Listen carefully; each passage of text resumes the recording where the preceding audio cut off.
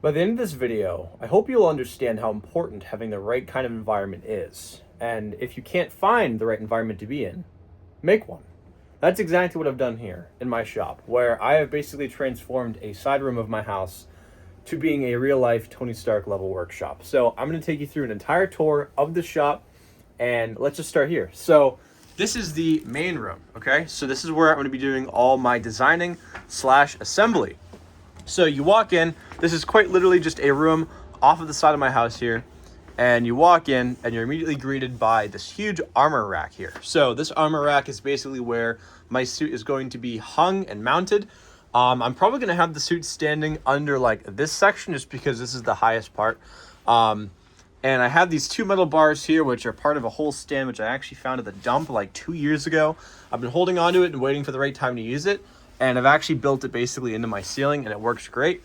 So that's my armor rack. Over here, I have my soldering, welding, and plasma cutting station. So over here, you can see I have this nice little station with some helping hands, this magnifier LED, and also a soldering fan, which actually sucks the fumes from the soldering iron and the solder into this little filter. So that way I'm not breathing in like dangerous fumes. I also have this like little like shelf station, which has like a whole bunch of like brass fittings and my sockets and all that. And then down here, I have my Dremel saw, I have my plasma cutter, some more Dremels, and then my welding machine. So all these machines here, or I should just say at least actually these two, are actually routed through a hole I have made in my wall going to the outside of my house. Now I'll explain that more in depth and also why there is a sock in the wall. But yeah, let me just first show you guys the rest of the shop. So over here, I have my parts shelf, my main parts shelf at least. So I have my servos, fans and DC motors, circular pieces, tubing, and just kind of just generic parts in like these three bins. I actually have a secret bin under here, which has like more kind of flat pieces. And then I also have my wire bin over here. I have a spring bucket. I have a metal hose bucket, trash, my mirror, obviously, whiteboard, my welding helmet, magnifier glasses, and then over here I have my drafting table, which is actually my grandfather's, which I had on the other side of my house for like years now, but I actually just moved it in here because I want to have all my Iron Man designing stuff in one space.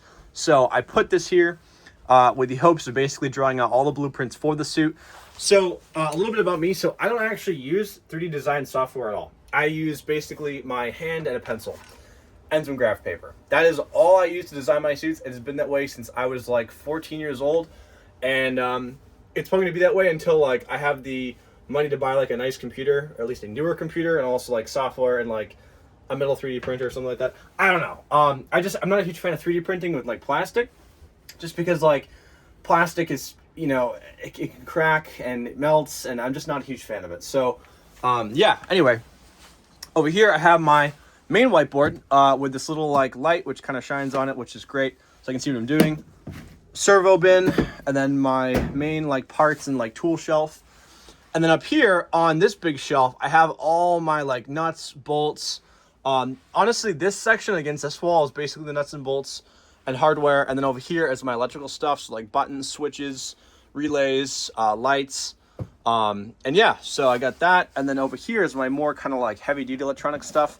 My boards, more servo motors, syringes for hydraulics, servo brackets, screens, and yeah, just a whole bunch of generic stuff, actuators. And then I have some like screw sets, arc reactors, of course. And so actually up here, I forgot to share this, I actually have this camera, this robotic Osbot camera with a microphone, so I can record basically all my stuff here in the shop. So you guys can like literally see like everything I'm doing, whether it's, you know, me drawing on my blueprinting board or me designing my table. I can actually have a pretty good view of the whole shop from here. So yeah, and then this is basically my main just like workbench, or work table, I should say. I have dual screens here which connect to my computer, which is mounted on the wall, which is fantastic. And then I also have this system, which I actually created myself. This is a custom like iPhone mount, so I can actually basically use this for when I'm building, whether I want it to have it pointed at me building on my table, or whether I want it to record me building or blueprinting Or actually, even if I really wanted to, I could actually have this recording while I'm at my soldering station. So I can really have this anywhere I want. And it can hold up to 3 phones. So it can hold 1 horizontal and 2 verticals. So if I wanted to have like 2 phones recording and then 1 phone for like streaming, I can do that. So that is basically that. And then got my boots. This is the metal I'm going to be using for the not the joints, but the limbs for the suit. So I have nice square tubing. I did like board up all the windows just because like I'm not a huge fan of like having, I don't know, people like walk by and see what I'm doing. So like I boarded everything up with cardboard because that's all I got. You can see here I have this little window which allows me to actually see outside. And then let's take a turn outside. Okay, so now we're entering the outside territory. So this is the entire fabrication station. So if you remember from a few minutes ago, we had the plasma cutter and welder routed through the wall, which are going straight out here. So the reason why I left the machines inside is because where I am, climate-wise, right now it is extremely cold. I mean, it has been like -5, -10 over here. So it's really not preferred to have machines like that outside and operating in temperatures like this because they are susceptible to breaking. So I really wanted to have my machines inside, and so the only thing I could really do was quite literally blast a hole in the wall and route the wires through and cables. So that's exactly what I did. I routed my plasma cutter and welder through there. All these walls are made out of pallets and just spare wood that I've found. It also is roofed. Little light here. So let's take a walk down. So, oops, turn that off actually. So I have, let's see here. I had this extraction fan, which I found at the dump as much as like pretty much everything else here. And it works great. So the reason why I have this here is to basically blow on this oil tank while I'm welding and plasma cutting. Because this entire oil tank is actually going to supply all the paneling for my suit of armor. So, which is awesome because this is 12 gauge steel. So I'm gonna actually have a lot of really like awesome pieces I can be able to make out of this. This could probably build me like, if I really wanted to, this one piece could probably make me like 4 suits, maybe 5, which is great. So I have that, and you can see here, I have a strip right here, which I actually have to mount to the wall, and the fan's controlled by this switch here. So that fan is basically like an industrial fan that they use for like restaurants and stuff. So it works in like any condition. It runs great. I've had it for years. And even if it breaks, I have a spare. So I got that. And then you can see here, I have this like kind of like angled ceiling. The reason why I did this is so the snow can just basically like travel right down without basically falling in here. Cause that's really, cause like we're outside right now. So, you know, none of this was here. Like this is all just like open porch. You can literally see the sky like through there. So yeah, so this fan will basically blow on that. So now we're getting to the nitty gritty of the plasma cutting station. So right here, I have a switch for my air compressor, which is actually beyond that wall in my shed.